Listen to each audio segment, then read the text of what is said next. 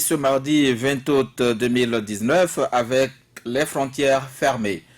Il ne comprenait rien. Beaucoup d'interrogations suite à cet acte unilatéral du voisin, le Nigeria, et plus rien. Dans la foulée, l'on apprend que cette mesure durera 28 jours. Les entrées sont filtrées. Seuls ceux qui détiennent par devant eux leur passeport estampillé peuvent passer par les frontières.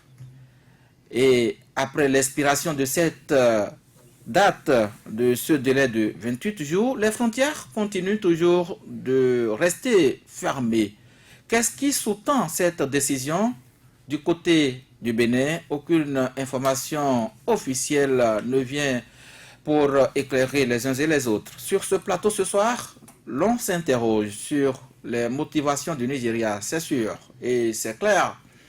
Il est indiqué dans des messages du côté du Nigeria qu'il est interdit l'importation de certains produits destinés à la consommation, dont le riz et les produits congelés. Saturne Djossou, 28 jours après, les frontières continuent d'être maintenues fermées.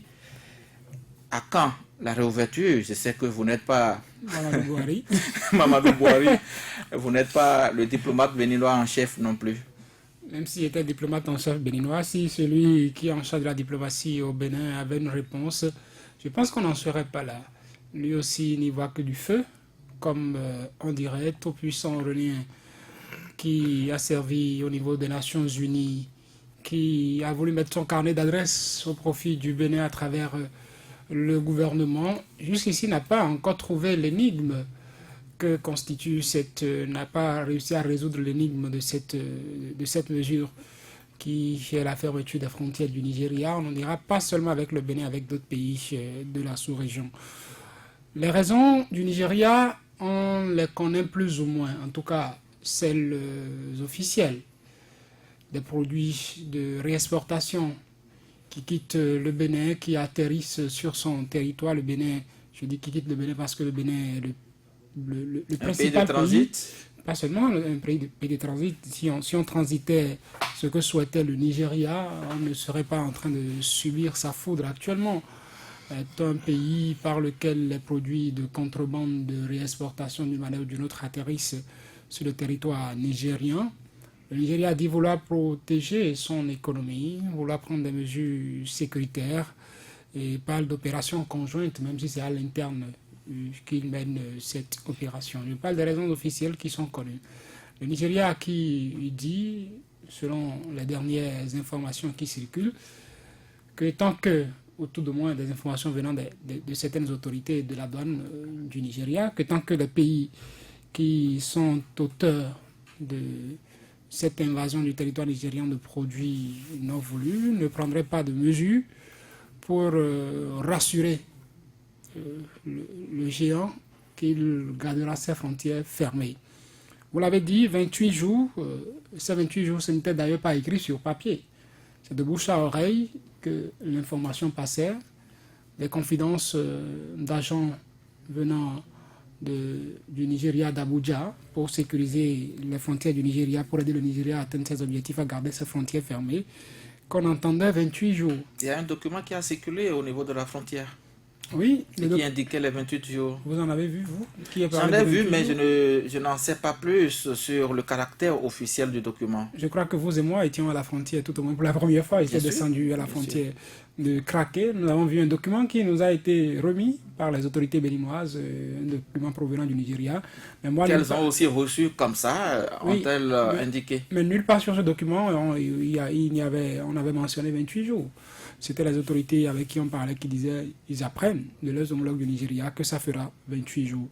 Nous sommes en train de passer le cap de ces 28 jours et les frontières du Nigeria n'ont pas l'air d'être rouvertes au Bénin.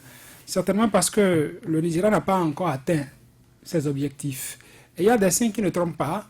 Pendant que les 28 jours que nous avons appris de façon officieuse arrivaient à expiration, on commence par apprendre que le Bénin doit une facture de milliards au Nigeria en termes d'énergie consommée. Ce sont des signes qui amènent à dire que les positions sont en train d'être radicalisées peut-être du côté du Nigeria et que peut-être les 28 jours qu'on apprenait comme étant délai de fermeture de la frontière ne seront pas que ces jours-là de fermeture et que nous allons vivre d'autres jours de fermeture. Il faut alors interroger les raisons qui sont officieuses. Et c'est là que les interprétations peuvent avoir libre cours. Vigile avancé, visiblement, c'est parti pour durer plus de jours et apparemment, les autorités béninoises n'ont pas encore trouvé les moyens pour faire fléchir la position du géant voisin de l'Est. Vous savez, la situation aujourd'hui est telle que plus ça dure, plus ça va être naturellement compliqué. Et plus cela va mettre les autorités nigériennes dans tous leurs états avec, disons, une position radicale, comme ils s'en vont en prendre. Parce que ce qui se joue, l'officiel n'explique pas tout. L'officiel au départ, c'est qu'il avait des manœuvres militaires aux frontières du Nigeria, aux quatre coins donc, du pays. L'officiel, c'est que il voulait voir clair dans ce qui entre et ce qui sort du pays. Il voulait mieux lutter contre la contrebande. Mais il s'est trouvé qu'au fil du temps, la première raison s'est étiolée. Et déjà les premiers jours, nous disions que ce qui était plus en cause, c'était, du moins officiellement, cette contrebande-là, vu la politique que le Nigeria a mise en place, vu l'option économique que le pays a faite. Et donc, on en est là. Ça, c'est les raisons officielles. Mais quand vous voyez aujourd'hui les choses se poursuivre et dans ce sens-là, je crois qu'il faut aller chercher les non-dits de cette crise-là. Et pour moi, ce sont ces non-dits-là qui expliquent le fait que ça a perdu, qui expliquent le fait qu'il n'est pas véritablement, alors que, disons, 5 pays de la CEDEAO sont tout de même, tout au moins, si je mets de côté le Togo et d'autres pays, le Burkina et autres, qui sont par ailleurs impactés tout de même. Si je mets ces pays de côté, il y a quand même au moins 5 pays sur les 15 de la CEDEAO, l'espace CEDEAO, qui sont impactés, qui sont directement impliqués dans cette crise. Donc, cela valait déjà qu'il y ait un sommet extraordinaire uniquement consacré au sujet. Mais on n'en est pas là. On n'en est pas là, ou du moins ça a été abordé au détour du sommet de Ouaga, qui était d'abord consacré, et de vieille date consacré, n'est-ce pas, au terrorisme dans la sous-région. Et je parlais donc de ces non-dits-là, où très rapidement, on avait vu que c'était un habillage pour éviter un clash diplomatique entre le Bénin et le Nigeria. Parce que quand vous suivez l'actualité dans les différents pays concernés, je cite rapidement le Cameroun, le Tchad, le Niger, le Bénin, vous voyez que sur les chaînes de télévision tout au moins, les pays où on en parle le plus, ce ne sont pas les 3 autres, c'est plus le Bénin, parce que le Bénin est plus frappé, n'est-ce pas? En tout cas, c'est au Bénin que c'est plus une préoccupation, une grande préoccupation. Alors, pour moi, les non-dits de cette crise, c'est quoi? Quand vous voyez, tel que les choses ont commencé, Dangote n'a pas pu, n'est-ce pas, subir, puisqu'il subit par ailleurs lui-même cette crise-là. Il n'a pas pu subir cette crise, il n'a pas pu apprendre ça au même jour que le Bénin. Et il est probable, car ce ne sont plus des rumeurs aujourd'hui, pour ce qui concerne les taxes qui ont été imposées aux produits de Dangote.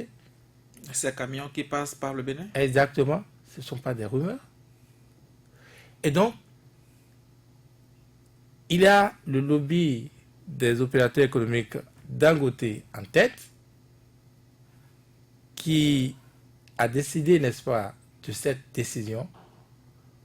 Vous avez vu, ils ne se sont pas cachés dans ce contexte-là. Et ça, je tombe sur la deuxième raison, où Dangote est allé, n'est-ce pas, à Paris s'afficher avec l'autre opérateur économique béninois, Sébastien Germain Adiavon. Et c'est là où le second lobby intervient, à savoir le lobby. C'est vrai, Sébastien Jammeh Adjavon n'est pas Nago ni Yoruba, mais je parle là du lobby Yoruba, Nago, qui vient appuyer le lobby économique, n'est-ce pas, en soutien. Parce qu'au-delà de tout, le Bénin n'est pas un pays en dehors des autres pays. Le Bénin, la mauvaise santé politique, la mauvaise santé économique, la mauvaise santé sociale, surtout du Bénin, contaminerait le Nigeria. Et dites-vous bien que le Nigeria, à ce jour, la seule frontière qui semble relativement paisible, c'est quand même la frontière de l'Ouest. Vous ne direz pas le contraire. Que ce soit le Nord, que ce soit l'Est, de l'autre côté, et c'est soit Boko Haram, soit les autres du Burkina et du Niger là-bas. Voilà. Et donc, il a ce lobby également qui a appuyé les choses un peu. Vous n'oubliez pas que Boni Yaya a subi ce qu'il a subi. Vous n'oubliez pas que, eh bien, on a constaté ce qu'on a constaté à Tiaro, Savet. Donc, il a ce lobby-là qui est également entré, de mon point de vue, en jeu pour donner tout ce cocktail qu'on voit. Et justement, et c'est là où je dis, plus ça va durer, plus les choses vont se radicaliser, notamment du côté de Abuja. Parce que, contrairement à nous au Bénin, où on vit au jour le jour, on ne décrypte rien, les Nigériens, avant d'en arriver à cette fermeture, je peux vous l'apprendre, les Nigériens ont dépêché des émissaires au Bénin. Des émissaires au Bénin, l'économie du pays a été étudiée, la politique, la société, et ils savaient à peu près de quoi on est capable, quel genre de réaction on peut avoir. Et même du côté de la psychologie, de ceux qui nous dirigent, les petites phrases qui renseignent largement sur notre psychologie. Goyik Peroto, l'antimain. Ceci, cela. Le PV, on sait qu'il a, on sait comment ça tourne. On sait la contrebande, quelle forme ça prend. Qui est à la manœuvre, qui profite de la contrebande, qui est l'auteur de la contrebande, ou qui sont les auteurs de la contrebande. Vous voyez, qui sont ceux qui sont à la manœuvre. Est-ce que l'État est loin de la contrebande aujourd'hui? Ils savent tout ça. Vous voyez? Et donc, ils ont étudié, et pour eux, cette raison, de mon point de vue, cette raison officielle est noble, parce que personne ne dira que au nom de la communauté, il faut qu'il se sacrifie, qu'il n'existe plus. Et le Nigeria veut exister économiquement, on ne peut pas le lui reprocher. Et juste là, je pense que nos autorités n'ont pas encore compris, n'ont pas encore saisi les choses pour savoir saisir cette crise, savoir sortir. Plus ça dure, vous avez vu, désormais c'est l'électricité, et après ça va être d'autres choses. Et puis après on ne refuserait plus ce clash-là, parce que le Nigeria vous dira qu'il ne pourra pas être gêné, n'est-ce pas, d'affronter le Bénin au risque de sa vie, que c'est une question de survie. On en est là aujourd'hui malheureusement. Alphonse Moïse Soudé, de l'autre côté du Nigeria, les autorités estiment quand même que les frontières poreuses ont été utilisées par des contrebandiers avec la complicité bien connue des responsables de part et d'autre, des responsables des douanes, pour faire sortir du Nigeria des produits pétroliers. Le Bénin en profite largement lorsqu'on parle de produits pétroliers venant du Nigeria. Oui, et puis on a parlé de complicité. Le Nigeria s'est rendu compte que nous menacions son économie. Et quand votre voisin menace votre économie, vous devez prendre vos responsabilités pour sécuriser votre économie. Mais au-delà de ce que nous savons de façon officielle, et des raisons évoquées par Vigile et Saturnin, nous avions déjà dit sur ce plateau de faire attention avec un certain Bouhari, avec un certain Obasanjo.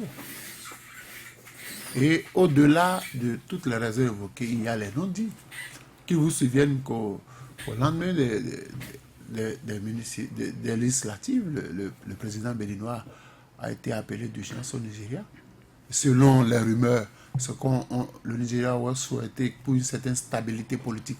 Parce que si les affaires doivent marcher, il faut qu'il y ait une situation politique stable. Et vous savez très bien qu'au Nigeria, Obasanjo a fabriqué des milliardaires nigérians, a fabriqué des hommes qui maintiennent l'économie nigériane, tels que les Dangote et autres. Mais au Bénin, on détruit ce qui doit faire l'économie au profit de la contrebande, au profit d'une société appartenant à quelqu'un. Donc, dans la sous-région, c'est un peu menacé. Et vous avez vu Ladislas Prosper qui s'était rendu au Nigeria. Il y a le lobby politique. Il s'est rendu au Nigeria, il a discuté avec les Nigérians. Ils ont demandé à ce qu'on fasse pression sur le Bénin pour qu'on repère les législatives. Nous avons eu l'information. Et quand le Nigeria, c'est pas un pays le Nigeria ne supporte pas qu'on lui tienne tête. Quand on évoque le nom de Buhari, il faut remonter dans les années 83. Et il faut remonter dans la chute du régime Kérékou. Parce que quand on ferme vos frontières, c'est qu'on suscite de l'intérieur une certaine révolte. Parce qu'il y a que la majorité de la population de certaines régions du pays vivent du commerce avec le Nigeria, vivent de la contrebande, vivent des petits produits qu'on va acheter. La plupart des commerçants, et vous allez voir quand vous sortez, les transitaires qui font commerce avec les Nigérians vous ont dit, je ne peux plus faire affaire avec mes amis nigérians. Les dames qui vont acheter les tissus, les petits produits au Nigeria qui viennent les revendre. Donc on est en train de mettre la pression sur le Bénin pour qu'il y ait une certaine révolte, parce que politiquement, ce n'est pas clair au Bénin. Ça là, on ne peut pas mettre cette raison-là de côté, vous le savez. Peut-on mélanger la politique et l'économie? Si vous voulez faire de l'économie, que votre pays n'est pas politiquement stable, ça ne passe pas. Ça ne passe pas. Les deux vont de pair. Oui, les deux vont de pair. Et vous voyez, la CEDEAO est en train de s'effriter. Vous imaginez qu'au Togo, à côté ici, vous présentez la carte d'identité nationale du Bénin, qui est supposée vous permettre de circuler dans les pays de la CEDEAO. La libre circulation des personnes et des biens. Les Togolais m'ont réclamé 2000 francs. Parce que j'ai exhibé la carte d'identité du Bénin. Les Ghanéens m'ont...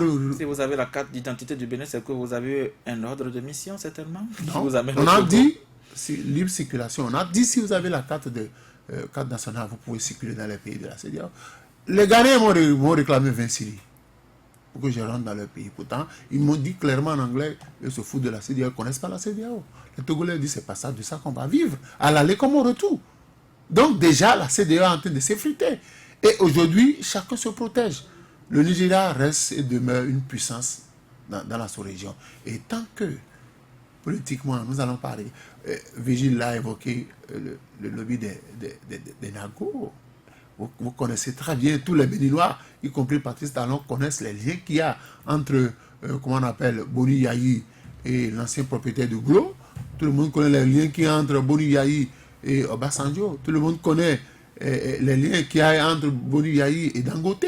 Et quand vous vous en prenez à leurs copains de griffe, ils ne vont pas vous pardonner ça. Au détriment du peuple, on veut pressionner le peuple, on veut amener le peuple à faire une certaine pression sur vous, mais les autorités béninoises refusent de voir en face. Vous ne pouvez pas détacher tout cela de tous les Béninois qu'on a envoyés en exil. Vous savez très bien que Sébastien Jamon, c'est le président du patronat. Et pourtant, vous voyez comment il a été traité.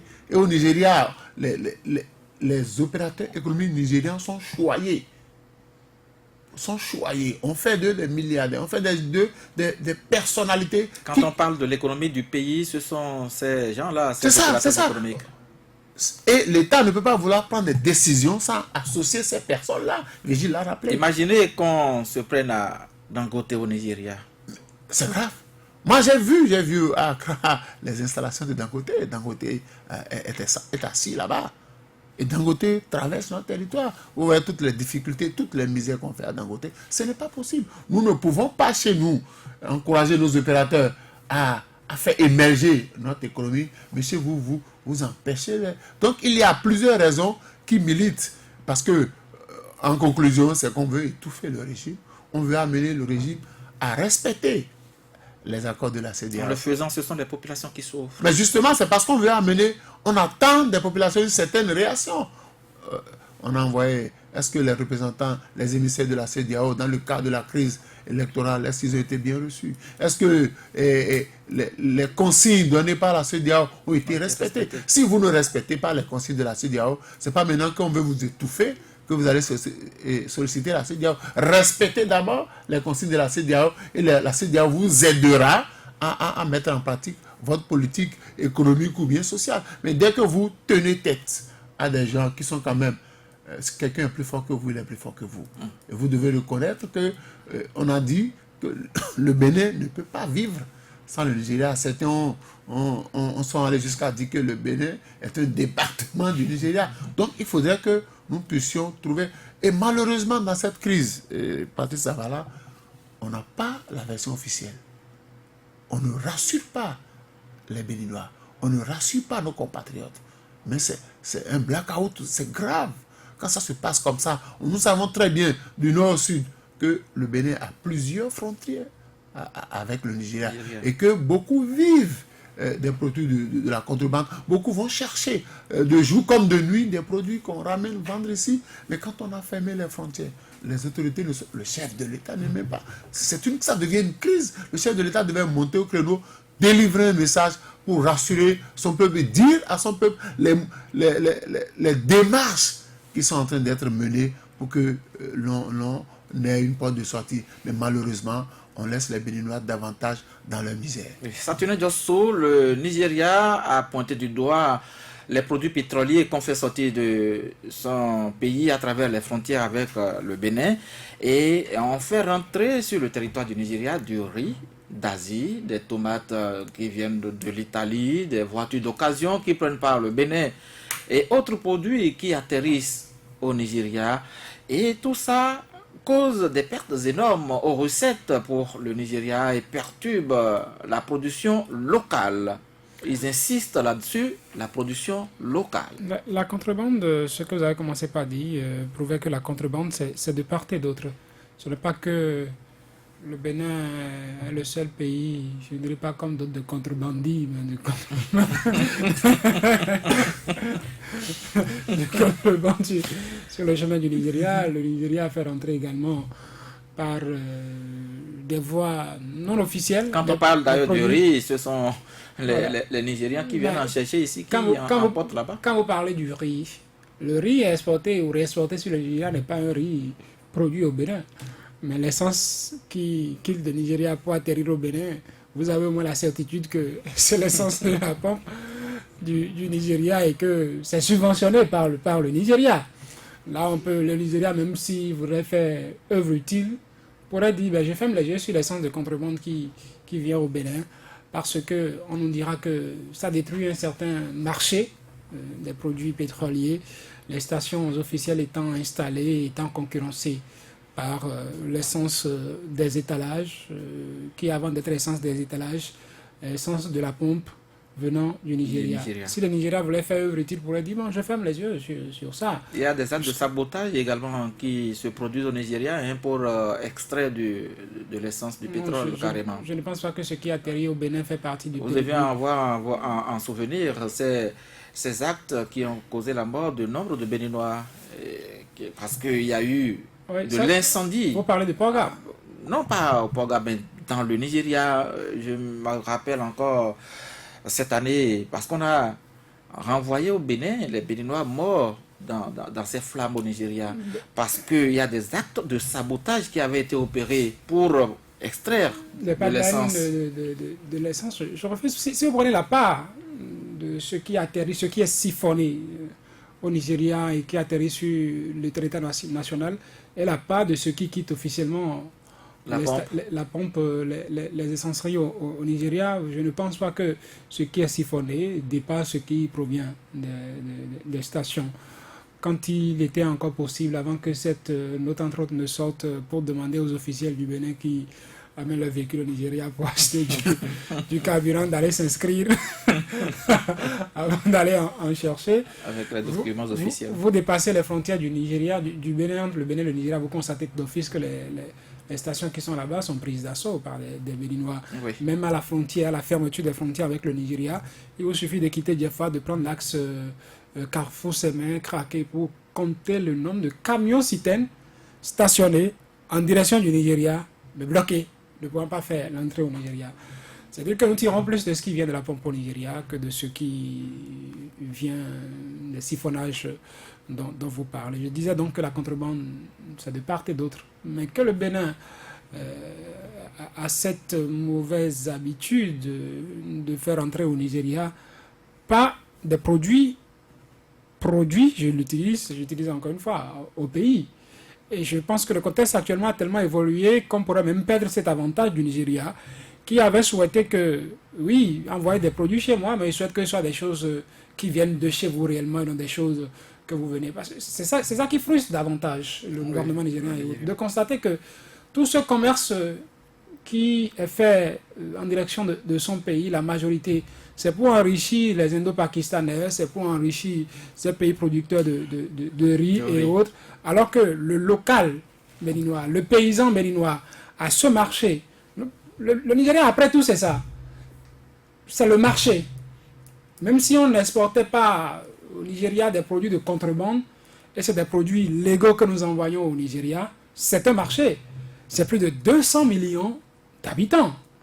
Et quand on va faire la cour aux investisseurs étrangers pour dire, bon, allez, venez vous installer chez nous, les gens ne viendront pas s'installer chez nous en regardant les 10 millions d'âmes qu'on a formées récemment pour dire, ben, c'est suffisant pour que je vienne implanter une industrie au Bénin. Les gens regarderont les marchés d'à côté. 200 millions d'habitants que nous avons à côté et disent, mais de par sa position, le Bénin est une position stratégique qui nous permettra, une fois installé là, de déverser nos produits sur le Nigeria. Oui. De façon licite, il faut le dire. Nous avons installé une zone franche industrielle ici, à ses mains. Ce n'est pas pour rien qu'on a choisi cet emplacement. Au lieu de chercher à forcément s'installer au Nigeria, on peut faire de cette zone une zone qui accueillerait des commerçants, même des investisseurs nigérians, des industries que Aliko Dangote, les usines qui sont en train d'être installées au Nigeria. Pourquoi pas, si la politique le permettait, qu'on décentralise, si je peux appeler ça décentralisation, qu'on déconcentre un peu, qu'on s'installe dans cet espace frontalier avec le Nigeria, avec en ligne de mire ce marché nigérian.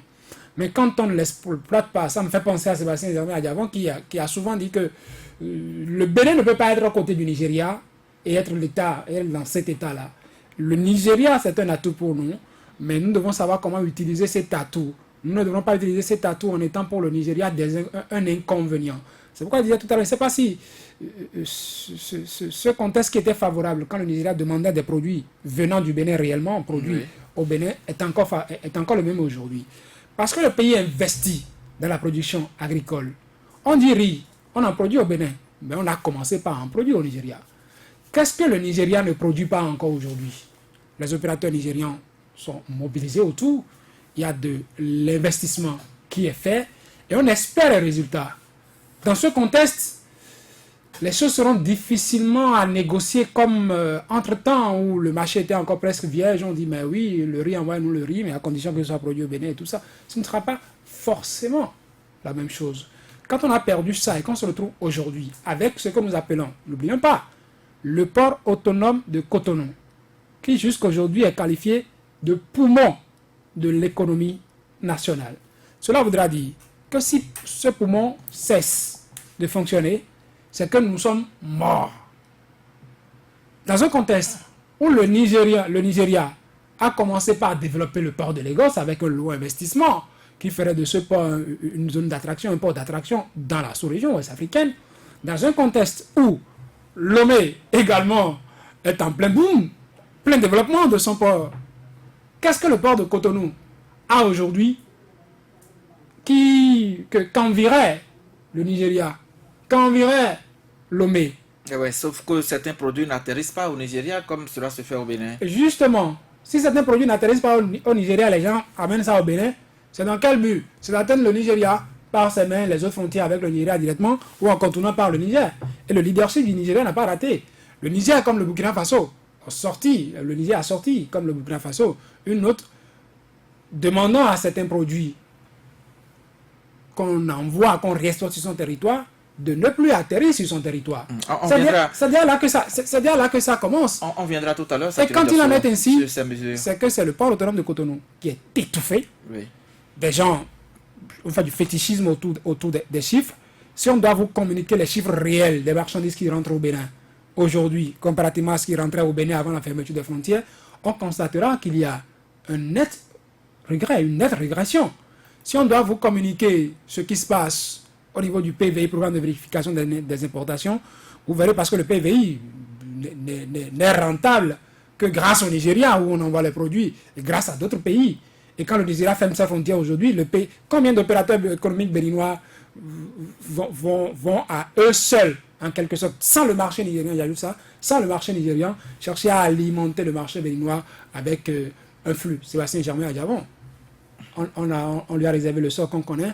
Alphonse Moïse Soulé vous le disait, ce n'est que chez nous que nous maltraitons, que nous tuons nos richesses nationales, que nous tuons nos opérateurs économiques.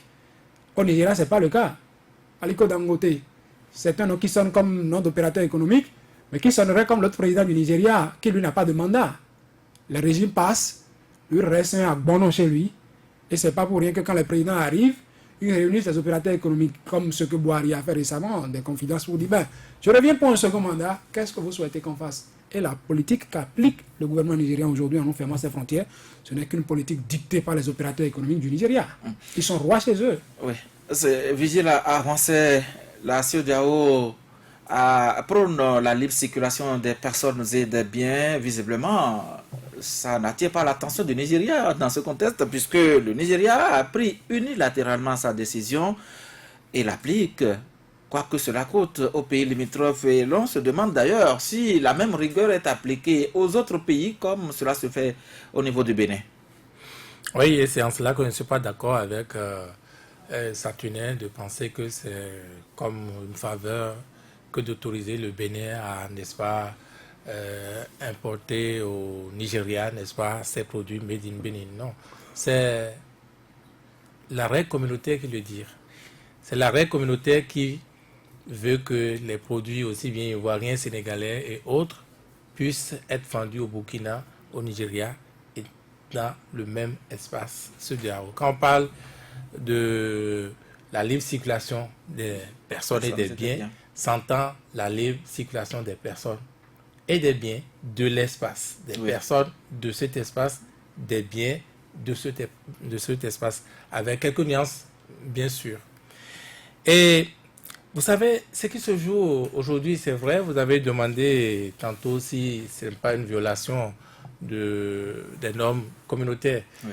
Bien entendu, c'est une violation, mais c'est une nouvelle théorie qui s'en va, n'est-ce pas,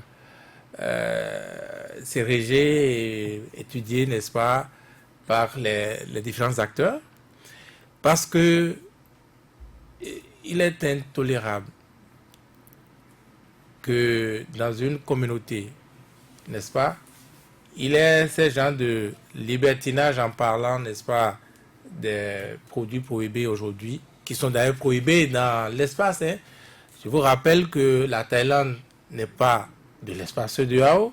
Je vous rappelle que la Chine n'est pas de l'espace CEDEAO. L'Inde, etc., etc. Pourtant, ce sont ces produits ces pays du moins qui prennent pas le Bénin, n'est-ce pas, pour exporter leurs produits au Nigeria. Donc, même l'espace CEDEAO, si les mécanismes sont appliqués en principe, c'est réglementé pour qu'il y ait de surtaxe, n'est-ce pas, sur ces genres de produits de manière à favoriser ceux de l'espace CEDEAO. Il se trouve, et c'est en cela que le Nigeria dénonce aussi bien les douanes béninoises que les douanes nigériennes qui ne font pas leur travail, qu'ils laissent passer. Sinon, en principe, si les produits devraient passer légalement par les frontières, ce n'est pas refusé. Mais les taxes sont telles que il vaut mieux payer. Vous n'osez pas, vous ne pouvez pas, c'est trop cher. Voilà. Mais il y a les voies de contournement. Voilà. Au niveau des frontières. Et ces voies de contournement sont comme... C'est ce que le Nigeria reproche au Bénin, du moins les autorités nigérianes. C'est comme si nous l'avons structuré et officialisé, presque. En tout cas, ils disent que c'est avec la bénédiction de nos autorités. Nos autorités qui ont ce péché d'être en même temps les comment on appelle, propriétaires de Bénin Control, ou comment vous appelez, qui exécute aujourd'hui le PVI, dans tous les cas. Et je vous disais que les Nigérians n'en sont pas arrivés à cette décision par hasard. Ils ne l'ont pas décrété par hasard, ils ont étudié les choses, ils ont essayé de connaître le sujet et connaître le mal qui les ronge. Alors, si nous prenons ces produits qui viennent de l'extérieur du Bénin, par exemple, et qui atterrissent au Nigeria, alors que le Nigeria, lui-même produit du riz localement, et ce qu'on importe de la Thaïlande, de je ne sais où, l'Italie ou la Chine encore, revient ici moins cher que ce qui est produit localement, cela ne pose-t-il pas un problème? Ce problème n'est pas propre au Nigeria, même au Bénin, vous constatez, les poulets importés coûtent moins cher que nos produits, les poulets locaux. Oui. Donc c'est pas propre au Nigeria. Les économies vous diront que c'est une question d'échelle. Si on avait les structures ici pour produire, La surface et tout ce qui va avec. voilà, comme eux ils en produisent d'ailleurs, si on en produit en quantité industrielle, on aurait les coûts. La qualité ne pose aucun problème. La qualité, bon, c'est vrai que c'est le consommateur qui décide. Mais si on assoit la politique, je vous assure que la qualité va suivre. Parce que personne n'investira, n'est-ce pas, s'il n'est pas sûr de rentrer dans son investissement. Donc, la qualité, c'est un peu comme le Japon. Vous avez un certain âge pour comprendre. Quand on était un peu plus jeune, vous entendiez les produits japonais ne sont pas de qualité. C'est vrai qu'il avait un peu de marketing contre le Japon à l'époque, mais ce n'est pas faux également que tous les produits japonais n'étaient pas forcément de qualité. C'est un peu comme la Chine aujourd'hui, où pour désigner le kwayo, le contrefait, n'est-ce pas? On parle de Shintok. On parle de Shintok. Mais au fil des années, parce que ils sont là-dedans, parce que la perfection est de ce milieu-là, on finit par se perfectionner. Mais ici, l'environnement n'est même pas du tout adapté, n'est-ce pas, à la perfection. Les gens, les acteurs luttent d'abord pour exister. Oui. Ils luttent d'abord pour exister parce que, à qui la faute, à qui le tort, nous avons d'abord mis dans la tête des Béninois que le Bénin est un pays de service et que, bon, voilà, on fait ça et donc... On essaie de produire notre fitilade alors. Voilà. Donc, on en est là. Et je peux vous dire, ça pourrait être plus dramatique qu'on ne le pense. Je vous assure. C'était plus facile à vivre, plus ou moins, pour les uns et les autres, parce qu'on se disait c'est 28 jours, ça va passer, et enfin on va souffler. Mais désormais, il est clair qu'on ne sait plus quel est le bout de l'enfer. Oui.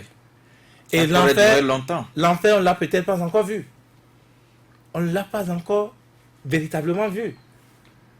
Et donc, je crois que ça va être très compliqué si les autorités nigérianes, béninoises, ne prennent pas la mesure des choses. Il est clair qu'à notre position, on a une fierté. Moi, j'ai condamné, vous souvenez-vous, les premiers jours, n'est-ce pas, cette décision unilatérale du Nigeria comme voilà, le complexe du plus fort, de la puissance, voilà.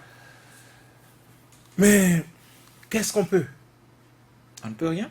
Non, on peut quelque chose, mais est-ce qu'on a aujourd'hui les armes véritablement pour engager ce bras de fer avec le Nigeria et triompher?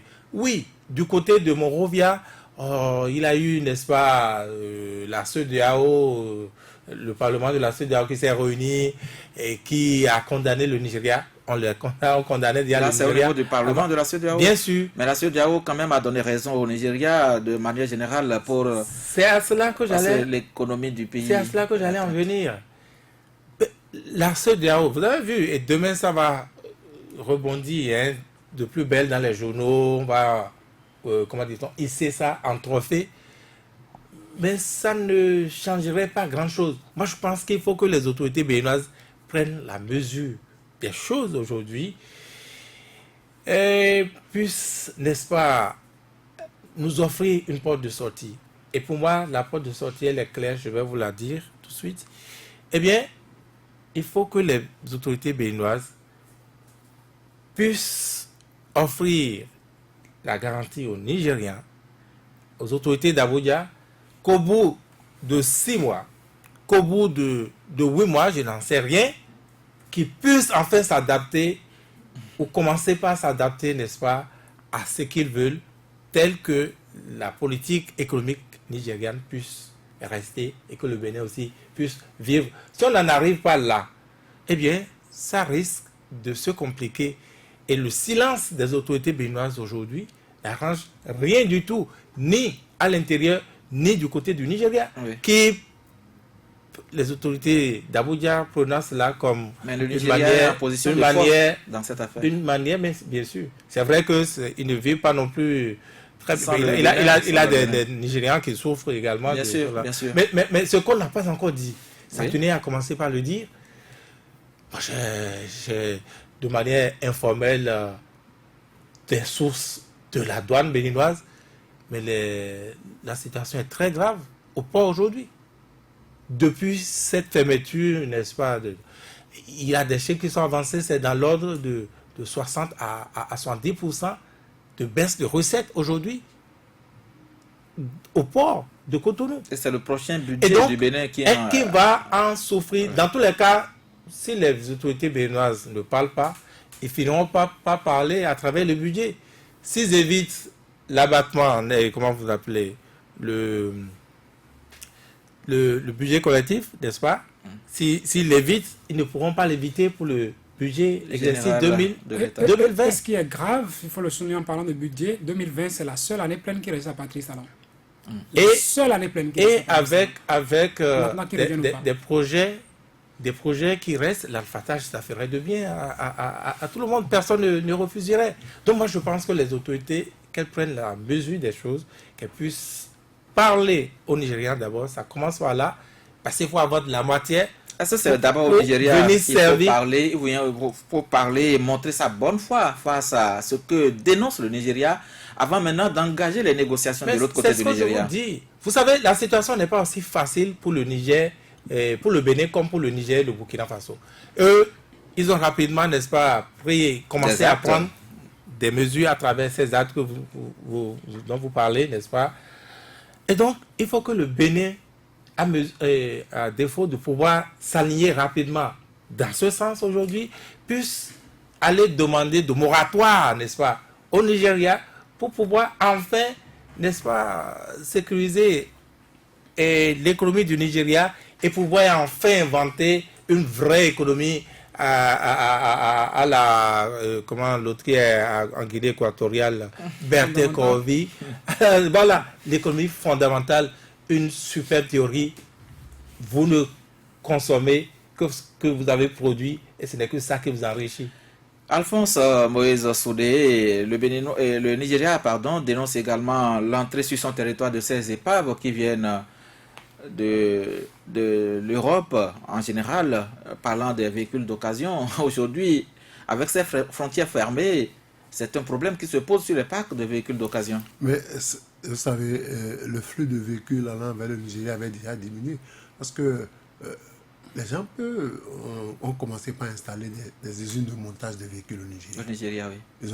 Donc, Et pourtant, le Nigeria a un port et peut accueillir aussi ces véhicules qui viennent de l'Europe, mais le Nigeria veut désormais être autonome vis-à-vis de ces véhicules-là. Le Nigeria a dit, ok, parce que vous ne pouvez pas commencer par monter des véhicules chez vous et permettre encore que des gens aillent acheter des véhicules au-delà du pays, qui ne sont même pas des véhicules neufs, des véhicules de seconde hand. Ils ne vont pas accepter. Donc, vous voyez, le problème est si précieux que si nous avions, par exemple, un creuset sérieux d'opérateurs économiques, parce que là, on parle affaires, on parle opérateurs économiques, on ne parle pas d'hommes politiques. Si nous avions un creuset sérieux d'opérateurs économiques, c'est que ces opérateurs économiques-là allaient se retrouver, discuter, proposer au gouvernement de notre pays quelle stratégie utiliser. On n'en a pas. On n'en a pas. Citez-moi un seul opérateur économique actuellement au Bénin qui est en vogue au Bénin. Citez-moi ça. Citez-moi ça. Parce que là, si on avait ce creuset des opérateurs économiques, ils peuvent prendre langue avec ce même creuset, l'équivalent de ce creuset au Nigeria, et comme Anne Griff, proposer un certificat de conformité pour dire nous allons nous conformer aux réalités nigérianes d'ici à là. Mais ce creuset n'existe pas. Ce creuset n'existe pas. On n'a plus pratiquement d'opérateurs économiques. Le patronat est devenu quoi, même si le président n'est pas là? Depuis quand vous avez encore entendu parler le patronat béninois? Est-ce à dire que c'est limité seulement Vous voyez comment à la ça, seule vous personne voyez du président? comment ça se vit économiquement est à terre? Vous avez jamais encore entendu parler de celui-là? Quel opérateur économique béninois vous connaissez encore qui peut aujourd'hui, face aux opérateurs économiques nigériens, être crédible? Il n'y en a plus. Donc il faudrait qu'au niveau de l'État béninois, par rapport aux solutions, qu'on réorganise l'économie béninoise. Quand on parle d'économie béninoise, qu'est-ce qu'on peut mettre? Ce n'est pas que le coton. Aujourd'hui, qu'est-ce qu'on doit attendre de ce gouvernement face à la situation que vivent les populations? Il faut courber les chines. Il ne faut pas se bomber le torse. Quand vous êtes en position de faiblesse, on ne se bombe pas le torse. On ne bande pas les muscles. On reconnaît ses fautes. On engage le dialogue avec celui qui est en face. Parce qu'aujourd'hui, Vigile l'a rappelé, je l'avais dit tantôt, mais face à la situation, c'est le blackout. On ne nous rassure pas. Et le Nigeria prendrait ça comme de l'arrogance. Malgré tout ce que je fais, ces gens-là restent taiseux. Et toutes les dispositions sont prises de l'autre côté du Nigeria Mais pour faire appliquer cette mesure. Mais c'est ce que je dis. Les équipes mixtes se changent presque 2 heures ou 3 heures. La réalité, c'est quoi? Que... Il faut faire profil bas. Il faut regrouper les opérateurs économiques. Il faut d'abord réfléchir chez soi. Parce que le Nigeria pose des problèmes réels. Le riz pakistanais, ce n'est pas produit au Bénin. Et entre-temps, comment il s'appelle déjà, Tourné a commencé. Le riz Nerika. Mais ça finit comment? Il faudrait qu'on... C'est peut-être pas de qualité. Il faudrait désormais qu'on développe l'agriculture. Il faudrait qu'on développe l'agriculture. Si nous voulons commercer avec le Nigeria, ce n'est pas aller acheter en Europe et venir revendre. Donc, il faudrait que l'État regroupe les opérateurs économiques dans un creuset. Il faut que l'État, désormais, fasse émerger les opérateurs économiques qui vont créer de l'emploi, qui vont produire des produits, si vous voulez, que nous pouvons exporter vers le Nigeria. Si le Bénin décide le gari se produit chez nous, on ne va pas interdire au gari d'entrer au Nigeria. Si nous produisons le cluclu, on ne va pas interdire au cluclu d'entrer au Nigeria. Si nous produisons, il faut encourager la production locale. Il est temps, parce que quand le Nigeria, quelque part, est en train de nous donner des leçons d'économie. Oui. Nous donne des leçons d'économie. Et nous devons quand même organiser une table ronde des opérateurs économiques s'il y en a encore au pays. Parce que c'est très important. Cette décision unilatérale du Nigeria n'a pas été prise sans avoir consulté les opérateurs économiques. Le Nigeria ne peut pas décider de fermer ses frontières avec le Bénin sans convoquer un certain Aliko Dangote. Donc les camions passent par le Bénin Et pour vous atterrir dites, dans d'autres pays. voilà les mesures que je veux prendre vis-à-vis de notre voisin. Qu'est-ce que vous en pensez? Qu'est-ce que vous me proposez?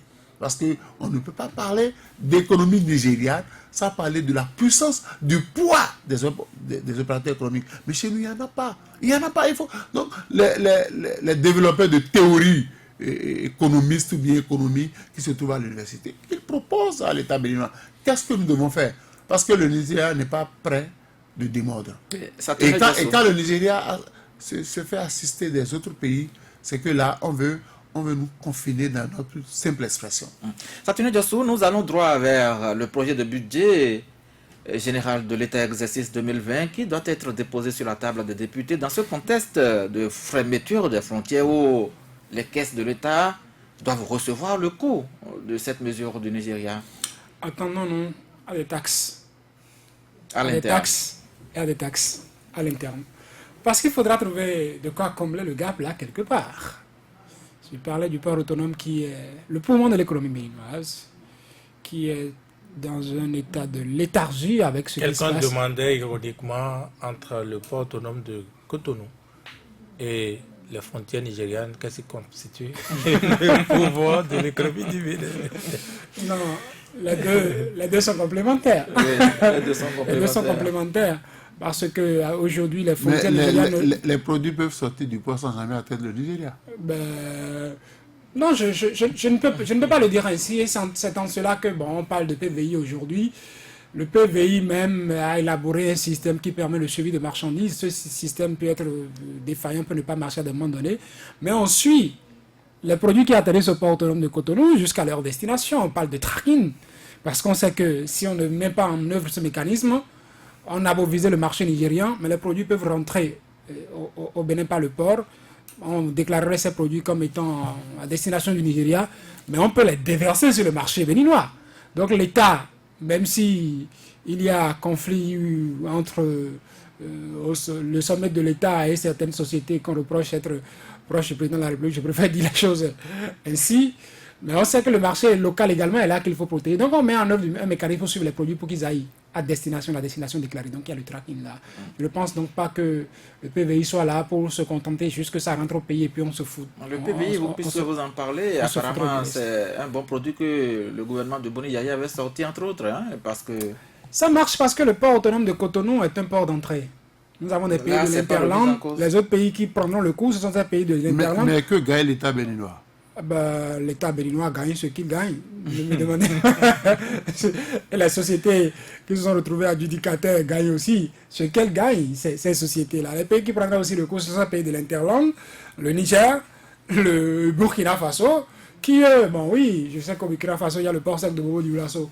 Mais pour ce qui va atterrir au port sec, il faut que ça rentre au pays par une autre voie avant d'atterrir là-bas, en prendront le coup. Et si ces pays qui ont des ports secs, qui n'ont pas de façade maritime, interdisent la réexportation de certains produits chez eux, c'est que je parlais tout à l'heure du leadership du Nigeria qui est là et qui fait quelque chose. Vous parlez du budget, oui. C'est clair. Je parlais, ce sont des poches quand Virginie parlait tout à l'heure, je disais que 2020, c'est soit ça passe, soit ça casse. Et les choses arrivent tellement mal pour Patrice Talon que c'est pendant cette année qu'il a besoin de plus avancer dans ses réalisations pour qu'au cas où il voudra revenir en 2021, qu'on puisse porter tout ça comme étant des éléments pour convaincre les électeurs. Pour le harmoniser. Pour lui dire, ben voilà, on a souffert, on a serré les ceintures. Un mois de fermeture, ça pèse lourd dans l'économie béninoise. C'est clair, on dit. Même si au Nigeria aussi on ressent. Il faut se serrer les ceintures. On l'a fait pendant 2 ans, on l'a fait pendant 3 ans. Mais la 4e année, ça a commencé par porter. Mais c'est comme les Ivoiriens ont chanté. La 3e année où ça devrait prendre pour percer, c'est là que c'est versé. Comme ils le diront. 2020 qui devrait être une année d'apothéose, tout au moins qui verrait les fruits commencer par bouger, pour donner de l'espoir béninois, pour dire, mais oui, si ça a commencé ainsi, on a souffert. Continuons. Est-ce que vous insinuez que c'est fait à dessein? Je ne dirais pas que c'est fait à dessein, mais au même moment, je suis tenté de l'affirmer. Pourquoi c'est en ce moment-là précis que le Nigeria nous ferme ses frontières. Pourquoi précisément c'est là? Pourquoi le Nigeria ne l'a pas fait avant les législatives de 2019, d'avril dernier? Patrice Talon est allé au Nigeria plusieurs fois et tout ça. Et il y a d'autres signes que moi j'interprète. Est-ce que le Nigeria serait prenant le Bénin pour un pays d'arrogant parce qu'on n'aurait pas répondu? Qui vous dit que le Bénin n'a pas demandé à être reçu au Nigeria, à Abuja, et qu'on ne lui a pas dit qu'on n'a pas de temps pour recevoir un problème de calendrier? Diplomatiquement parlant, on peut le dire. Qu'est-ce qui pourrait justifier le fait que face à ce problème sérieux, que ce soit à l'occasion d'autres rencontres à l'international, que le président de la République rencontre le président du Nigeria? Alors que là, c'est à côté. Réorganiser les élections législatives. Vous aurez la paix. Si c'est le message qu'on nous passe. Oui, vous réorganisez les élections. À nous de charger. Vous aurez la paix. Avant, moi, je voulais parler des opérateurs économiques, mais au-delà de là, le Bénin même devrait avoir une capacité. Il faut interroger la capacité de résilience de notre pays. Oui. Face à des phénomènes du genre, ça a manqué. Et même si le Nigeria nous dit, nous vous laissons pendant 3 mois, je ne pense pas que le Bénin soit capable, en 3 mois, de mettre en place une politique qui pourrait rassurer autrement le Nigeria. Ça ne se construira pas du jour au lendemain. On a passé des décennies à vivre dépendant, à vivre au crochet du Nigeria. Mais on n'a pas quand même profité de la proximité avec le Nigeria. On peut, avec les produits pétroliers, aller en chercher au Nigeria. On en a profité dans l'informel. Dans l'informel. Et même dans le formel, la coopération qui devrait avoir, il n'y a pas eu. Il n'y a pas. Alphonse Moïse Soulé disait quelque chose. Vous pensez que le Nigeria a fermé ses frontières avec le Bénin sans analyser les inconvénients que cela pourrait avoir sur un transport de marchandises entre le Nigeria et le Togo avec des camions de Aliko Dangote. Par exemple, le Nigeria ne saurait faire ça. Il analyse les inconvénients que ça aurait sur ses opérateurs économiques. Il prévient ses opérateurs économiques qui anticipent sur ces inconvénients-là avant qu'ils ne prennent les mesures, qu'ils ne mettent en œuvre les mesures. Et tout ça, quand on opère en intelligence avec les forces vives économiques qu'on a, c'est ce que ça aboutit. Mais quand au Bénin, on voyage depuis qu'on est là, sans un opérateur économique, quand la chambre de commerce et d'industrie du Bénin, qui devrait être l'autre chambre, l'autre antichambre du commerce avec le Nigeria, est dans cet état-là, il n'y a pas autre conséquence, autre chose à constater que ce que nous vivons là. Cette fois-ci, nous allons en souffrir, nous tous, et nous ne pouvons rien faire. En tout cas, Vigile Avancé, le Niger a pris des dispositions, a pris des mesures également. Le Burkina Faso en a pris, au Bénin, rien. Oui, et c'est en cela que ce qui s'est passé à Monrovia, je reviens encore, n'est-ce pas, au Parlement de la CEDEAO, ça va être juste symbolique et pour le moral. Et ça va s'arrêter là, le moral du Bénin ou des autorités de Cotonou.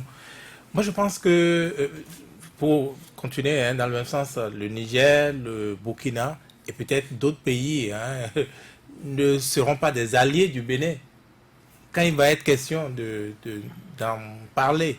Et c'est, disons, les chefs d'État qui vont régler ça, pas le Parlement. Les chefs d'État, et on connaît l'influence du Nigeria, n'est-ce pas, dans la sous-région.